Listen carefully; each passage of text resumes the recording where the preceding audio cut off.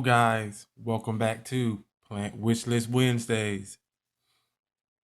All right, you guys. So we are back again with another week of plants. So if you guys are new, normally what I do is I choose two plants from my wish list with a collection.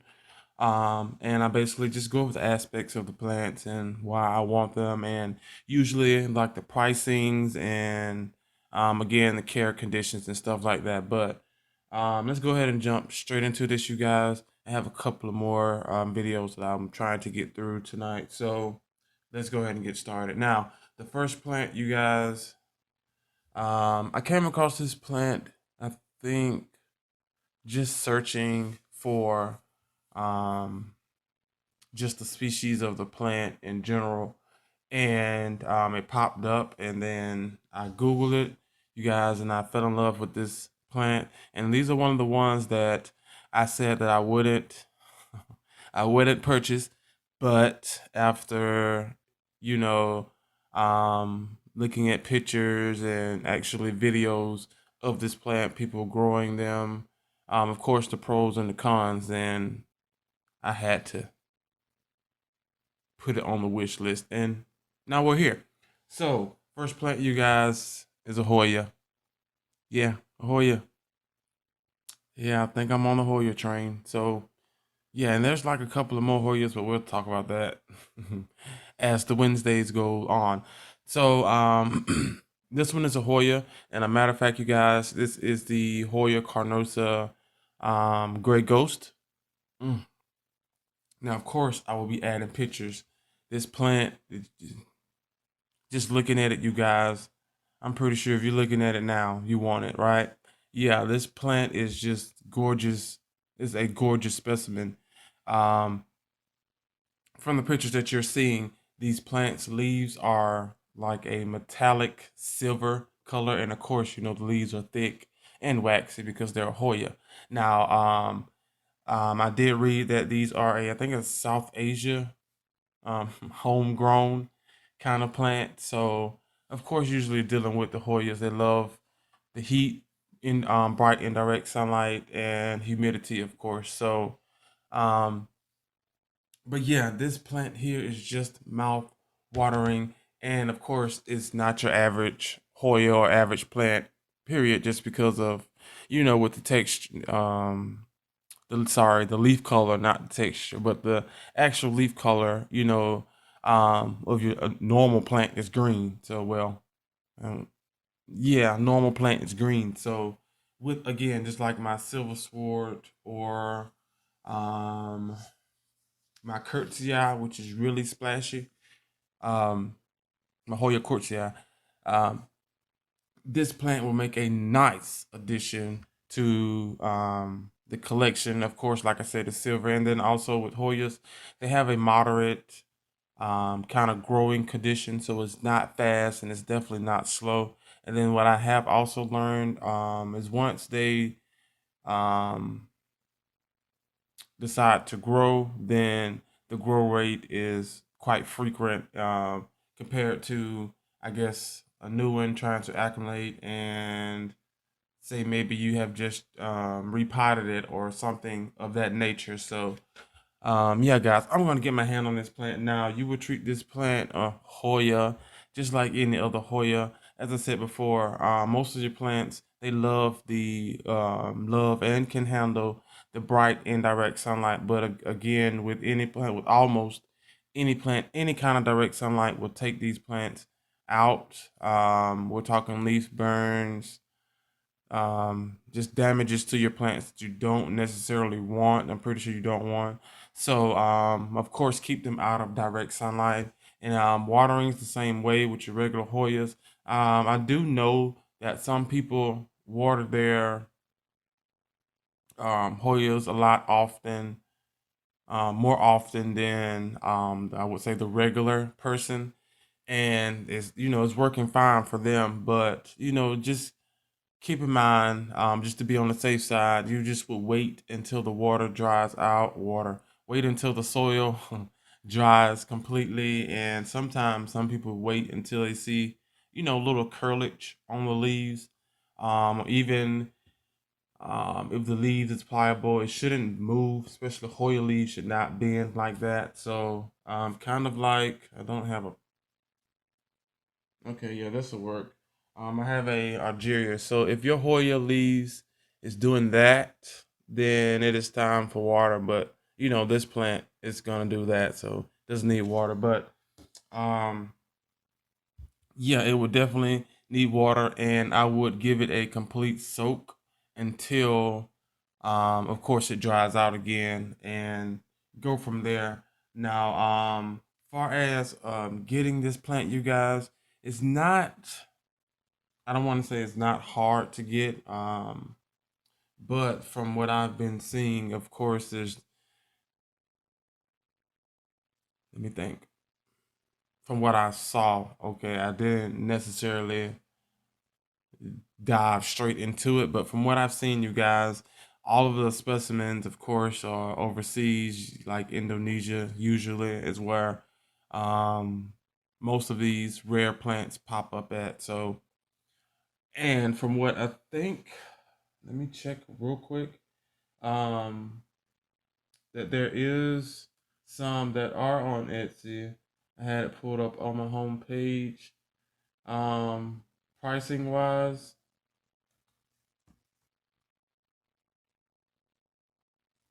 which is fairly cheap. If I'm not mistaken, I think I seen it on here. It was maybe, here it is. Okay, well nope. Take that back. That was another plant. Haha. This one here is fairly pricey, you guys. Of course, this is a rare specimen. I mean, you can just look at these pictures. I mean, the modeling, and also I'm pretty sure it's dealing with the light intensity, you guys, where these plants can get like a platinum color, and even some of them get like the, what is the, oh crap, um, I don't forgot the name, but it's like the yellowish, kind of creamish white color. But they are just freaking awesome. And then just imagine you having a big basket of these trailing. Yeah, that's just unstoppable. Now, I've also seen some Hoyas grown like up trellis or different kind of poles and stuff like that. And they actually do look good to a certain extent. I've wanted to try that myself on the project, but don't know about that as of yet. But yeah, guys, this Hoya. Now I can tell you, I'm looking at the price on this one right now. It is 120 for a um, looks like a yep, it was a cutting for a $120 for a two-leaf cutting. It should be rooted. Yep, it says rooted. For a rooted cutting, I mean, I do know that these cuttings of Hoyas, they will run very, very high. Um, there are some other YouTubers or plant enthusiasts that I have seen, you know, getting these Hoyas, and you know, you're looking at a cutting like $100, $200. I'm like, whoa, you know, and it's like two leaves. It's just crazy, but it's, you know, it's right up there with the philodendrons and almost every other plant that prices just went sky high on. Now, some of these prices, like for the rare plants, the prices have went up a little bit more, but for the majority, you know, just being rare, the prices are kind of the same. But again, they have went up maybe a couple more $100, and depending on the specimen, thousand. So, yeah, for $120, you guys, for a two leaf specimen or cutting or plant, I don't think I can fathom myself getting that, especially when I'm not I don't want to say I'm not that good with Hoyas because I'm growing some Hoyas, but I'm no Hoya expert, okay? Even though I don't consider myself as a plant expert, but I do know what I can grow pretty good, and I do know what I need to stay away from, you know. And Hoyas, they kind of walk a thin line, you know, dealing with those, and I don't think. Yep, I killed one. I killed one, and that was my first one, and that was based on watering, watering, and then also I kind of repotted her like 30 times plus extra water, so that kind of KO'd her out. But yeah, guys, I'm gonna get my hands on this plant. We're gonna put a timeline on it. Let's say I would say 2.5 years. Yeah. Again, unless the prices go down, I don't see myself spending $120 on a two-leaf cutting that takes forever to root. Now I've only rooted Hoyas in water. Yep, which took forever, and that was technically only a Hoya, which is my Hoya queen. Yep, yep, my Hoya queen, Hoya Carnosa queen in there. It took like 80, 50 years to to shoot out a root. So, and of course it's variegated, so it's gonna take a while, just whatever. But um, yeah, it's just I can't see myself doing that. But like I said, within 2.5 years, if the prices went down on it, guaranteed I will be trying to get one or a couple of them, or even like I said, the price go down, maybe a actual basket or pot, which is kind of doubtful, but wishful thinking, you guys. But yeah, guys, that is the Hoya Gray Ghost, Hoya Carnosa Gray Ghost, and as you can see, that is one bad Mama Jamma. Yeah.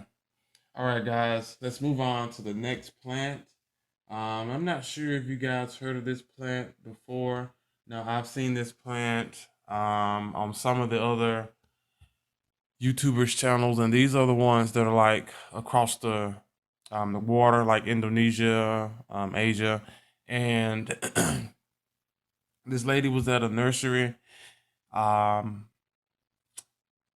and of course, have regular plants, and she came upon a Scindapsus, and I was like, "Whoa!" Now I think I may have seen it before, but every time I glanced at it, when you're scrolling or searching for something, it's like, okay, it's probably something someone made because they do like the homemade crafts that look pretty freaking awesome, but um, for the most part, I just scrolled up and down. But anyway, you guys, we are looking at these Scindapsus tribui,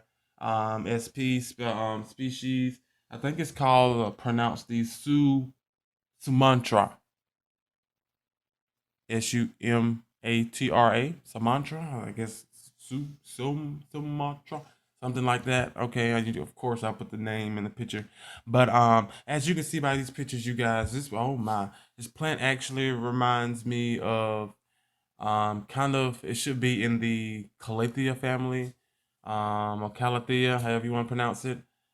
And the foliage, oh my goodness, this is what we call a nice specimen, species, plant. Um, Lost from words. It kind of reminds you of a if a tribui and maybe a jade had babies.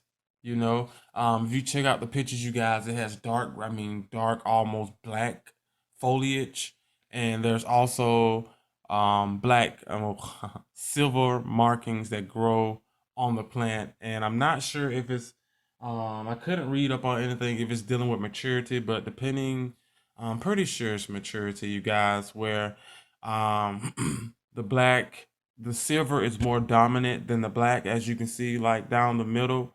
There's the stripes of silver.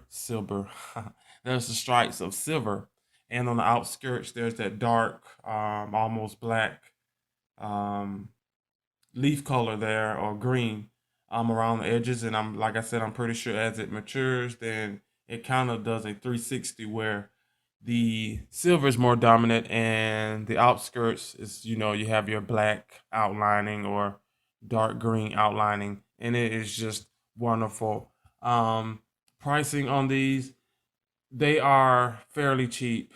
At least for a cutting, if I'm not mistaken. Now, um if the price is cheap on something as I would say rare like these, then I'm pretty sure the shipping is like $800. Kind of over exaggerating there, but I did notice that a lot, especially from overseas. It plan to be a lot cheaper, but of course shipping is like 6 or 7 times more than the plant. But this plant here is grown just like any other Scindapsus, you guys, or just like with any other vining plant, as I've read, researched, and grown.